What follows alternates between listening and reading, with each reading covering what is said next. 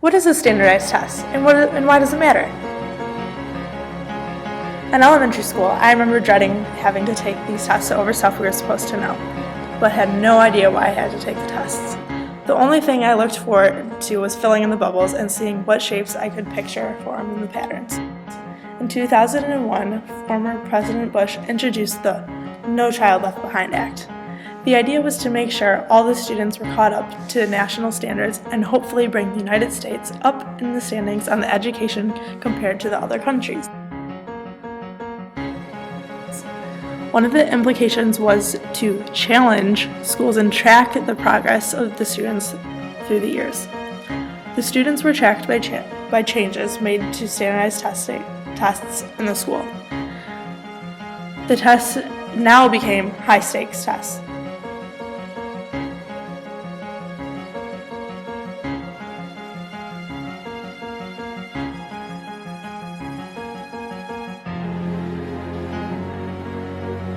What this means is the students were now tested every year, and depending on how the students did, the schools would receive a certain amount of funding.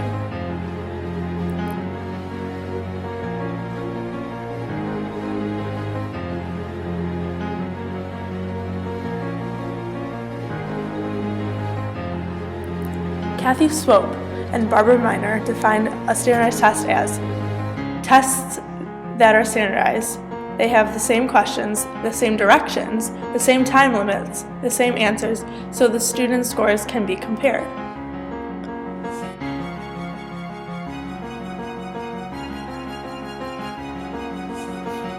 This idea of same leads to the main problem we, as future educators, see. They are designed assuming that the students are the same, that all the students have the same cultural background, and that the students all can read and comprehend academic English. Through this, standardized tests exclude students from different culture or linguistic backgrounds. The strong majority of standardized tests are the form of multiple choice questions and short answer response. An example test question would look like this. What causes day and night? A. The Earth spins on an axis. B. The Earth moves around the sun. C. Clouds block out the sun's light. D. The Earth moves into and out of the sun's shadow. And E. The sun goes around the Earth. The correct answer would be A, but the other answers are what we call distractors. They look like they could be correct, but aim to distract the tester to form the most correct answer.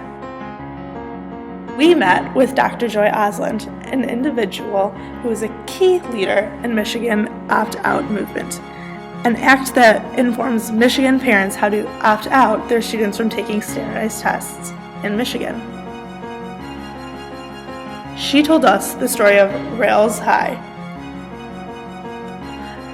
The math teachers here took a new approach called complex instruction, which focused on a cooperative learning and group interaction, and through this teaching, the teachers found that students started seeing math as a way to make them better people. And these students, who no one expected to succeed, went on to take math classes in college and would retake them even after failing.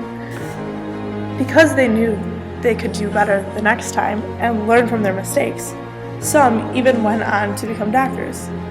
These students at Railside High were understanding their full capability in math as learners.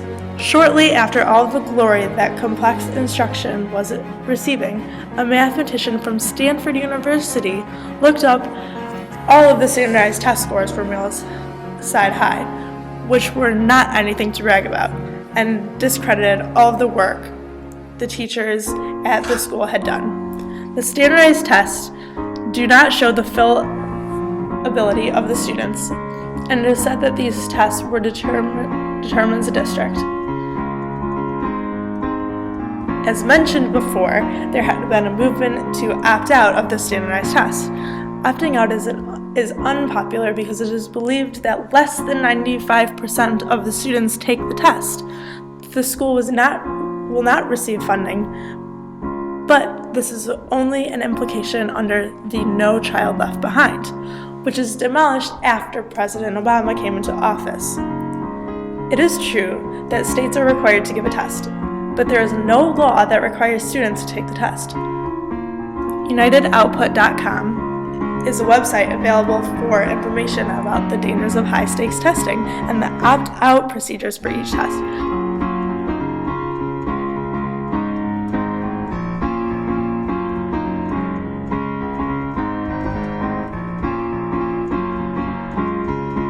After speaking to Joy Oslin, we looked for more specifically as to why it would be more difficult to reach immigrant parents to opt out their students.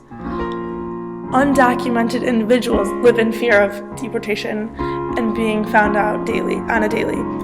Opting out is seen too bold of a move, and instead, undocumented students may try to lay low and push through the testing that may not even understand.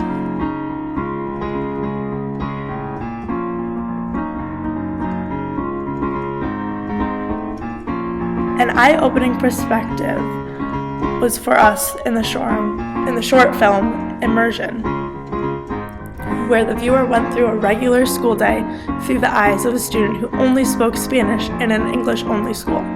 The students could do math problems with ease, but when it came to the test, all of the problems were word problems. Although this was not a standardized test, it was a good implication of the testing is like for the immigrant and refugee students. There was a case in Florida where the English language learners, or ELL students, were granted a 2-year period for their test scores actually counted, but it is said that it takes 5 to 7 years to become academically proficient in a language. So, although these students may be fluent or able to communicate in English after these 2 years, the academic vocabulary may not be the same level at those that they test. So, this does not really help these students. More needs to be done to protect immigrant students from these tests that may even determine whether a student graduates in some states. This problem does not fall on the teachers. They are seen as if failing to teach the language and the content. It falls on the laws that do not allow the test to be given in language other than English. These students that can function in their classes are bringing a gift into the classroom with them, bilingualism. They are able to function conversationally in 2 or more languages and thrown into these tests that are designed for an upper middle class white student that recognize and are able to analyze academic English. As mentioned before, we recognize that immigrant parents may fear opting their children out due not to waiting to draw attention to send red flags. So the movement to end standardized tests starts with families that speak English as a first language. Standardized tests do not help further education for students.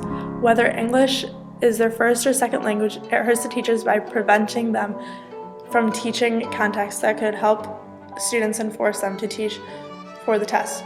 So the school is performing level and stays open. As future educators, we would like to see high-stakes standardized testing as an arbitrary thing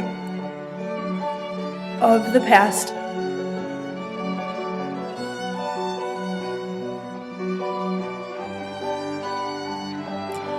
We hope that we bring attention to the opt-out movement, and that if the high stakes are not ended, that opting out is the favored choice. Students and parents need to have a discussion about the effects of testing and look more into the truth behind standardized tests.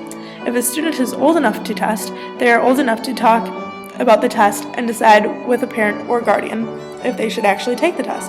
As being part of a generation of teachers that went through high-stakes standardized testing and then going into teaching with these tests in place, we can say that we never took these tests seriously. They were a waste of time, and the goal was usually just to finish, to be done with it, even though these tests held so much weight. We hope that our viewers take the time to think about what standardized tests actually test and take the time to talk about it with friends or family members who have kids and spread the idea of opting out. If not for students, for the immigrant and refugee families that are too fearful to speak up, making opting out normal until these high stakes disappear.